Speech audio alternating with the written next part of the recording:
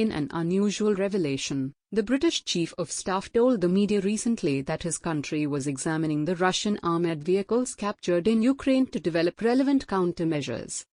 Admiral Sir Tony Radakin told Sky News that the battle in Ukraine had served as a wake-up call for his forces, forcing them to act more swiftly.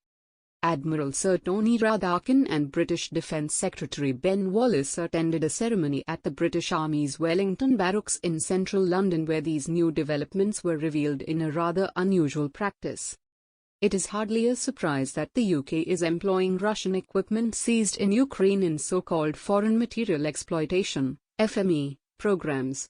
With the war more than 16 months old now, it is evident that the outcomes of FME initiatives in the United States, the United Kingdom, Ukraine, and other allies are already being shared to aid in creating improved defenses against Russian threat systems.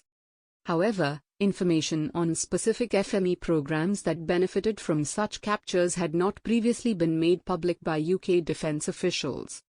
Admiral Radakin told reporters, "It's really important because we're in a club of nations that when we get hold of Russian kit or other nations' kit that might be a danger to us in the future, we share that knowledge." In addition, he went so far as to say, "We also have the scientists that unpick the detail that another nation might have to a forensic level, and that helps us to understand, how does their equipment work? How can we defeat it? How can we have even better armor? How can we disrupt their communications? How can we ensure that we can penetrate their defenses?" The latest versions of Russian main battle tanks, electronic warfare vehicles, and air defense systems have all been captured during the conflict, despite Radakin not mentioning any specific military vehicles that might be engaged. However, a particular area of study for the British is Russian armored vehicles.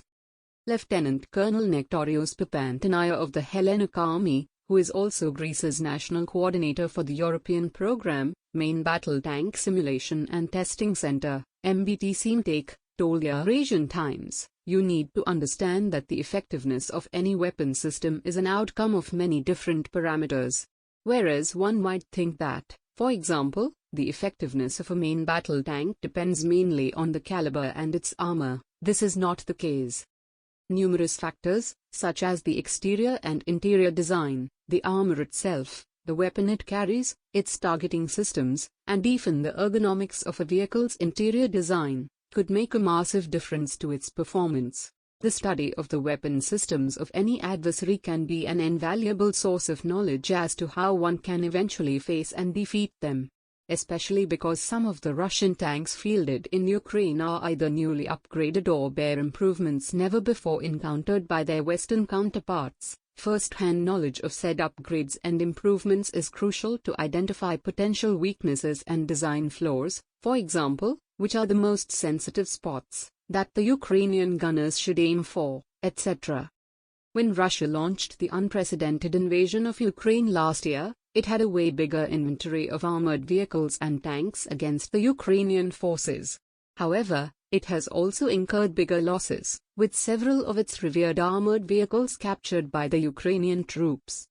According to the Dutch open-source analysis website Oryx, Ukraine's troops have captured at least 267 Russian armored fighting vehicles, AFVs, 604 infantry fighting vehicles, IFVs, and 89 armored personnel carriers, APCs, as well as at least 548 tanks. The Russian equipment captured by Ukraine has been mostly refurbished and fielded by the Ukrainian army against the Russians with lightning speed. However, at least some of these have been handed over to Kyiv's allies in the West, including the US and the UK. Reports previously indicated that Russia's most advanced T-90M main battle tank, MBT, was handed over to the US by Ukraine.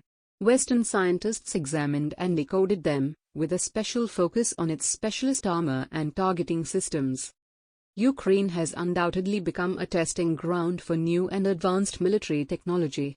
The British Defence Secretary Ben Wallace correctly pointed out that Ukraine has tragically become a battle lab for new war technology. Britain's countermeasures, however, may also be one of the many. Papantanaya said, The study of the adversary's vehicles is only a small part of nations' corrective actions to defend themselves against potential threats.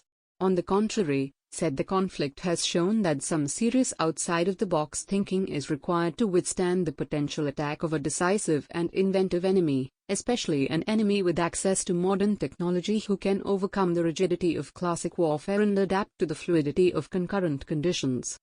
What countermeasures has Britain developed?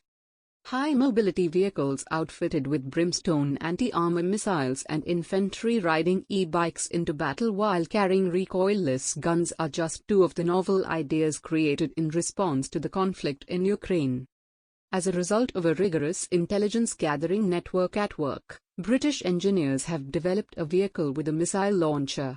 Developed under Project Wolfram, it was reportedly displayed at Wellington Barracks.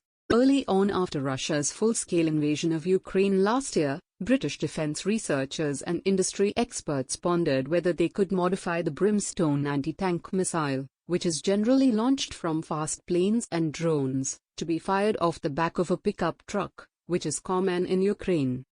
Throughout a single weekend, they had developed a concept using a Toyota car, a generator from B&Q, a borrowed laptop, and some cunning computer code.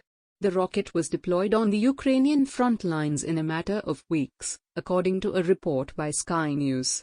Eurasian Times could not independently verify this piece of information. Although the UK has supplied Ukraine with many brimstone missiles, there hasn't been any official confirmation of a brimstone HMT Overwatch handed over to the Ukrainian forces. However, reports suggest that the UK did create a new ground-based brimstone application early in the conflict that involved a missile launcher mounted on a pickup truck chassis. There has been very little visual evidence of the said system in Ukraine. At least one previous video showed the missile being launched from a covered flatbed cage on a truck. Eurasian Times could not independently confirm whether the system was British or Ukraine's local innovation. Besides developing this innovative system for firing the potent brimstone, the British Army seems to have also adopted newer tactics learned from the Ukrainians in the ongoing war. For instance, at the Lulworth Ranges in southwest England, a live-fire practice area for tanks and other armoured vehicles, manoeuvres were carried out in front of the media, as shown in the video below.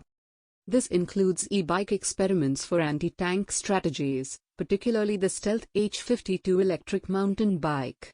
A soldier can be seen sneaking up on an enemy tank and engaging it with a shoulder-launched Carl-Gustav recoilless weapon by taking advantage of the bike's silence.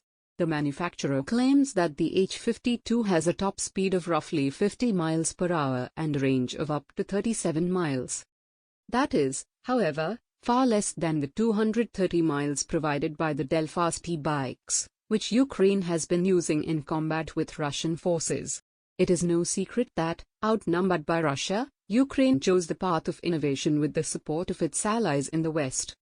According to Wallace, Ukraine's thirst to survive has caused Kyiv to disregard laws and restrictions during times of peace to test out new weaponry and modifications provided by its partners. The allies of Ukraine benefited as well from this innovation. Besides the above systems, the British Armed Forces have recently conducted testing with unmanned vehicles. These vehicles have included the German Rheinmetall Company's Mission Master Autonomous Unmanned Ground Vehicles, a UGV, which are intended to support troops engaged in reconnaissance and surveillance operations as well as fire support, medical evacuation, CBRN detection, communication relay, and other tasks. Another project is the Multi-Utility Tactical Transport, or MUT, from General Dynamics Land Systems, GDLS, an 8x8 battery-powered, remote-controlled vehicle that has also been put to the test for carrying cargo like heavy machine guns as well as for medical evacuation and communication relay. In addition, a quadcopter-style drone was also shown in the same Sky News video that demonstrated e-bike testing. This system has become a cornerstone for Ukraine's military operations against the Russians, performing a host of functions ranging from surveillance to armed strikes. Explaining the innovation taking place on the battlefield, Papantanaya said, In any case, I think that the ongoing conflict has shown something much more significant. Modern military forces are inadequately equipped against threats based on dual-use technologies. These are the technologies that have been developed for both commercial and military use, among others. For instance, the lancet or the switchblade loitering munitions are threats that cannot really be intercepted by modern tanks and IFVs since, from my point of view, the most effective way to defeat them is active countermeasures and protection systems. The vast majority of modern vehicles are simply not equipped with these types of systems. This has been the case with commercial drones and so on. Although Ukraine has been receiving tons of military aid from the UK, the outgoing British Defence Secretary referred to the Ukraine war as a catalyst for change in the UK Armed Forces in his remarks in the run-up to the publication of the Defence Command paper.